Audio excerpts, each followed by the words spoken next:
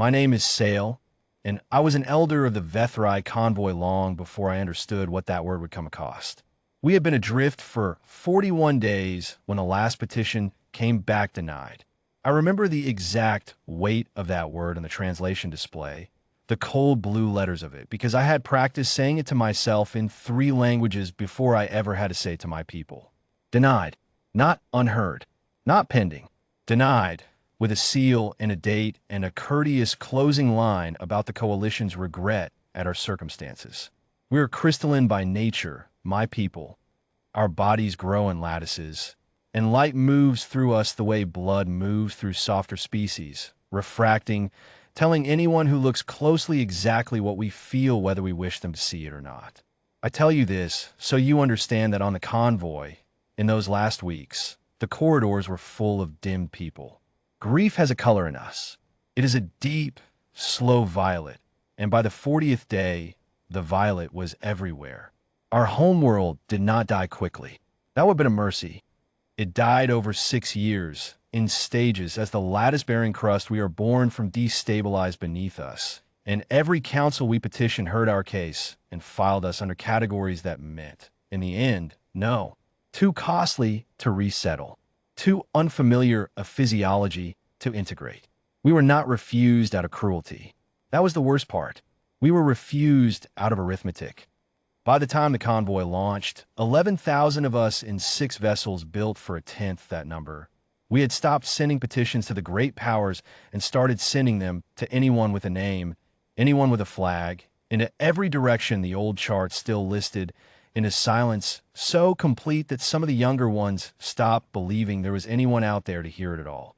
I did not expect an answer from the species we had never even petitioned. I am told Earth was on no list. Not because anyone excluded them, because nobody thought to include them. They were new to the wider dark, unproven, a single system with no formal seat at any council that mattered. When the signal came back, when something came back, it was not in any of the diplomatic registers our translators were built to parse. It arrived plain. A voice, human, male, reading numbers and coordinates, and a phrase our systems eventually rendered as, "We have ships closer than anyone else. Hold position. We are coming." There was no treaty number. No seal. No kerties vigret.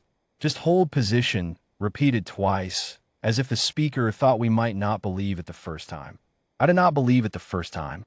Our engineer, a younger Ivethrai named Oren, whose lattice had gone nearly colorless from exhaustion, came to my cabin to tell me life support on the 3rd vessel would fail within the day, and that there was a transmission I needed to hear for myself rather than secondhand. We listened to it together. I watched the light move through him as he listened. Surprise first, a flare of pale gold, and then something I had not seen in him in weeks. Hope holds a color too. It is fragile and quick, like sun through water. They are not on any registry, he said. They have no standing to even respond to a petition we never filed with them. I know, I said. Then why would they come? I did not have an answer. I still turn the question over sometimes, the way you turn a stone to see the side that was hidden. They came in 19 hours. I want to be precise about that, because precision is the only gift I have to offer in return for what they gave us. 19 hours, when the recognized powers had taken 6 years to tell us no. I stood at the observation deck of our lead vessel with what remained of my fading authority and watched the dark resolve into shapes. I expected something armored, something bristling, the kind of escort the great powers sent when they wanted to be seen helping more than they wanted to actually help. What came instead was a long white vessel with a red cross of light banded along its hull, flanked by 2 broader transports riding low and heavy, built for cargo rather than war.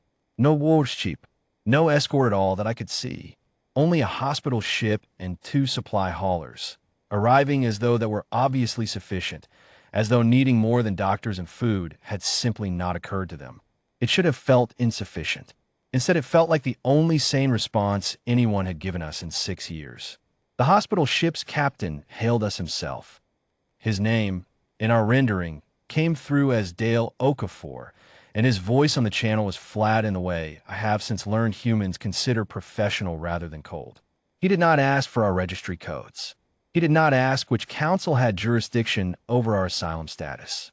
He asked how many of us needed atmosphere within the hour, how many needed medical triage on arrival, and whether our reactors could hold another 6 hours without intervention. 11,040, I told him, the number of souls still aboard, and felt the old shame of reciting a population like a liability on a ledger, the way every coalition form had made me recite it. Copy that, he said.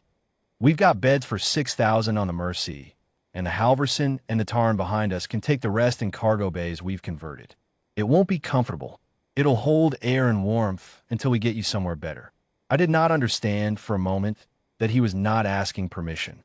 He was simply telling me what was already true, what his crew had already prepared during the 19 hours it took them to reach us, on the strength of a number we had broadcast into the dark with no expectation it would land anywhere at all.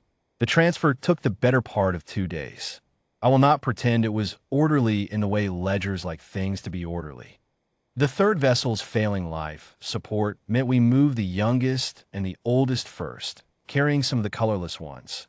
Orrin among them, by then, through the connecting tubes on stretchers adapted in haste with padding and warmth, because crystalline bodies are brittle in ways flesh is not, and someone aboard the Mercy had thought to ask what that meant for us before we ever arrived. I came across last, as an elder should, and I will tell you honestly that I did not expect to weep. We do not weep as you do. We dim, we flare, we let the light tell the truth our voices sometimes cannot. But there's a thing that happens in us that I have no better word for, and it happened to me on the ramp of the Mercy, looking down its length at human medical staff moving without panic, without spectacle, simply working, settling Vethrai families in a bays meant for cargo, and somehow making them feel like the most important thing in that ship. A young human woman crouched in front of an elderly Vethrai woman near the front of the line, Tessa, my own granddaughter, and pressed something warm in her hands and said something I did not hear, and Tessa's light went to soft gold of held breath finally released. Captain Okafor found me near the end of the line.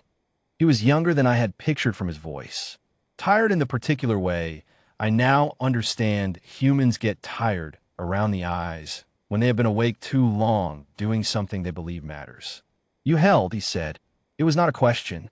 We held. I said, why did you come? You owed us nothing. We had not even sent the petition to your people. He considered that for a moment, the way I imagine a man considers a question he has not been asked before, but has perhaps asked himself. You sent it into the dark, he said. We happened to be the ones close enough to hear it. Didn't seem like there should be a form for that. I have read every register, every treaty, every entry in the great archive of interstellar law in the years since, looking for the clause that obligated Earth to answer a plea filed to no one in particular, addressed to a species not yet seated, not yet recognized, not yet owed anything by anyone.